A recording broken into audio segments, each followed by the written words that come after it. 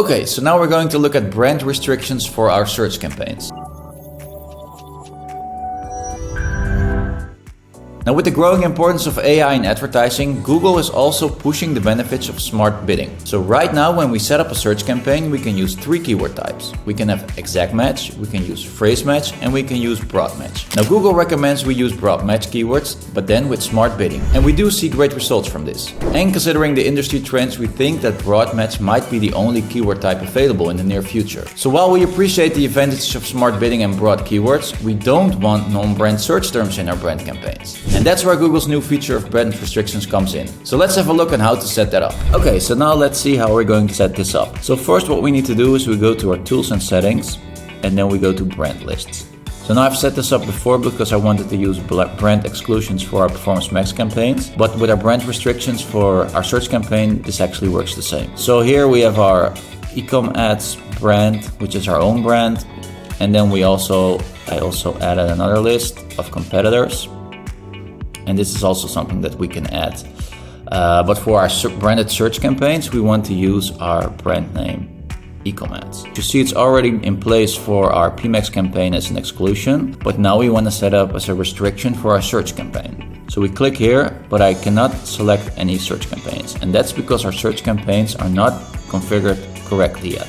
So we go back to the campaigns. And here is your branded search campaign. All right, so what I explained before is that we have to use smart bidding, and we also can only use broad match keywords. So if you look now, we have here a phrase match keyword and exact match keywords. So that's why we cannot use the brand exclusions or the brand restrictions right now. All right, so we can change this really easy. We go to settings, and right now I'm in the setting of the ad group, but we need to be in the settings of the campaign. So there's a really easy option right now, and it's here. And then here we can say, okay, I only want to use broad match keywords, and I can select this, and all my keywords will turn into broad match keywords. But I cannot select that right now because I'm not using smart bidding in this campaign, because I'm using manual CPC. So what we need to do now, if we don't have that correct bid strategy, is we need to change the bid strategy here. For example, to maximize conversions, then we save it. And now we can change all the keywords. All right, so we're going to use only broad match keywords for this entire campaign.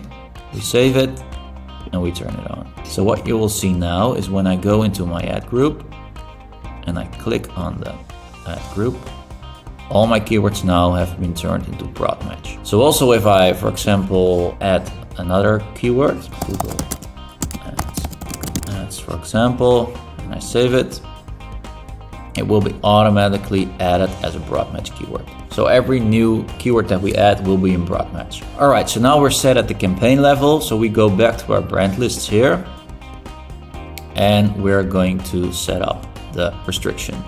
So we have the brand eCom-Ads, and we're going to apply this restriction. And now we do see the campaign because now the campaign settings are correct. So we click on the campaign, we press apply, and bam, the restriction is in place. So now what happens, we do use broad keywords, we also use smart bidding, but now our search terms will only be eCom-Ads variations, so nothing else. I do advise to check the search terms if this actually works, but this is how Google recommends it, and we do see that it works. So good luck with using it.